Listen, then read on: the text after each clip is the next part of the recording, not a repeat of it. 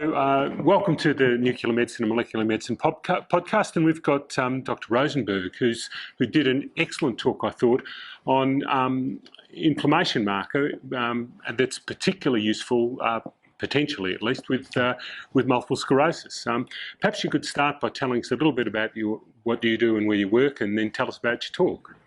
Okay. So this work was all done at Washington University in St. Louis in the lab of Dr. Zud. And when I entered the project, it was still in its preliminary stages, but we really wanted to target this one receptor associated with neural inflammation, and specifically it's associated with multiple sclerosis. And in multiple sclerosis, this receptor is upregulated, increased in the brain, and we determined that if we could have a radio tracer that targeted this specific receptor, we could use it for diagnostic purposes for multiple sclerosis lesions, and not all the kinds of lesions. Right. So how's it different from congophilic receptors and things like this for inflammation or multiple sclerosis? So this receptor, it's involved in both for the inflammation, and it's actually the receptor primarily targeted for therapeutic agents for multiple sclerosis. Right.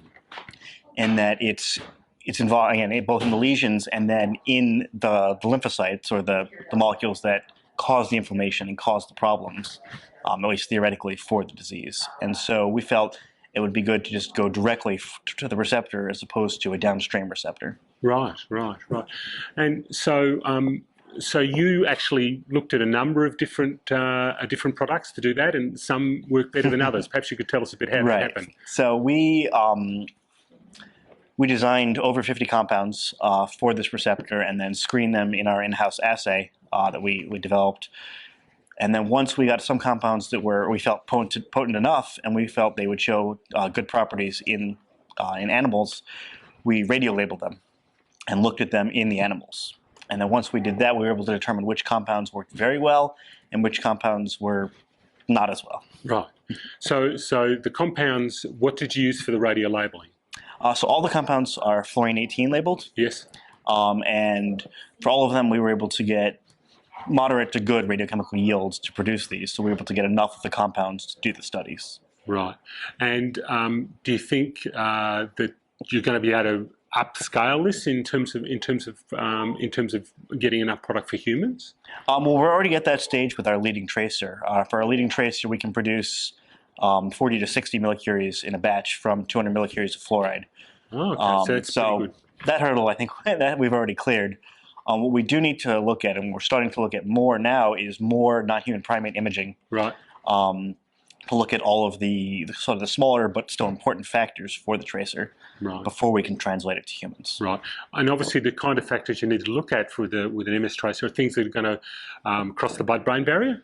Right. Well, that was a significant hurdle on our tracers. Our first compound that we were really excited about, we radio-labeled, showed really good activity in vitro in our assays, and we thought it'd be good, and it didn't cross the blood-brain barrier whatsoever.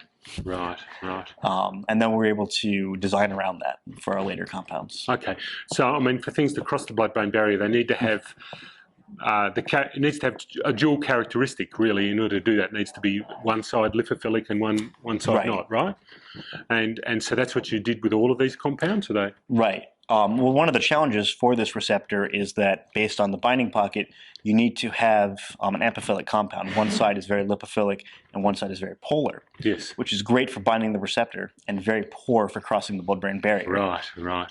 Because of the efflux transporters. Okay. So, when you actually got around to do the imaging, how good was it? I mean, what model did you use to show that it worked? We used two different disease models. Right. For the first compound that we were still studying, even though it didn't cross the blood-brain barrier, because we were interested in its other properties, we used a systemic model of inflammation, and we looked into the liver. Later on, we used the EAE model of multiple sclerosis, which in rats, which is the model we used in, it inflames a specific section of the spinal cord. Right. Which is where a lot of the multiple sclerosis problems actually are. Yes. And so we were able to see a very good change in uptake between healthy rats and rats that were given the disease model in the spinal cord. Right.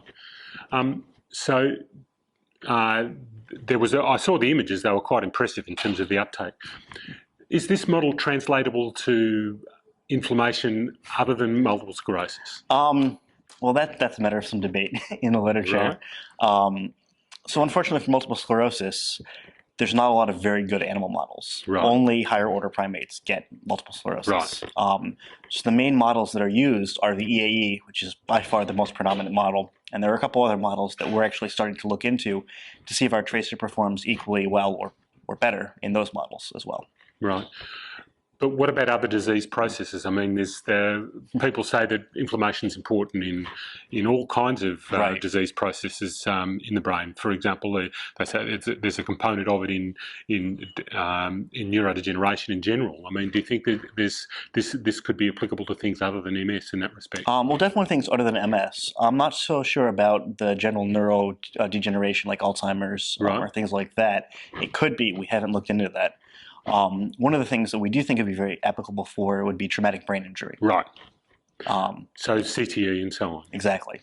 Right. So you're looking at an insult that causes inflammation, then later on that causes accumulation of tau and then neurodegeneration in that respect. Right. What other sort of disease process do you think it might be useful for? Unfortunately, we haven't really looked at a lot of the other diseases. We've been pretty much focused on multiple sclerosis. Right. Well, multiple sclerosis is a big one because it's a common disease, relatively common. I mean, and it's a disease where the therapies really need to be targeted at the right times, as well as the right locations, the right time of disease process. Right, and that's one of the real applications we had for our tracer is that it's going to be useful for diagnosis, but not necessarily as much. What it's going to be really useful for is monitoring response to treatment. Right. For both multiple sclerosis and anything else that has this receptor upregulated. Right. Which, because of the way the cell signaling works, should be any major inflammatory process in the central nervous system. Right. But also to make sure that you're targeting the disease at the right time. So multiple sclerosis often has periods of quiescence and periods of activity. So you could see those sorts of activities in order to target your therapy. Right. Well, one of the interesting things about the receptor is that it's not only upregulated in the active stage, but also in the chronically inactive stage. Right. So even though something might not be, the disease symptoms might not be severe at that point, you could still use this as a measure of the response to therapy, even if the symptoms are in remission. Right. But also in terms of diagnosis, I mean, the things we see on an MR are really, which is a main method of diagnosis, right? I think are really signs of the degeneration, which is down the track. Right. And you're going to see this earlier than... No, this receptor is upregulated very early in the inflammatory cycle. Right. So that's quite exciting to be able to pick it up early because that's going to point to new forms of therapy that may be able to suppress it before the disease actually progresses. Right. Excellent news. Oh, really good stuff.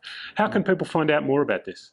Well, by reading our papers. We actually just published this in Journal of Medicinal Chemistry. Right. And then hopefully we're going to be publishing more and looking into other diseases as well. Excellent. All right. Thank you very much for taking the time for the podcast. Really appreciate it. Thank you.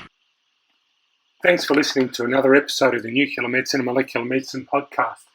I'm hoping I can catch up with you. I'm going to be at the S&M meeting in 2017 at Denver, Colorado, and I'm also going to be at the International Alzheimer's meeting in London. So if you want to catch up with me, please drop me a line and email me at rob@nucast.com. And if you've got a story to tell, got something you'd like to put on the podcast, then just email me. We can tee up a time. Thanks. Hear from you soon.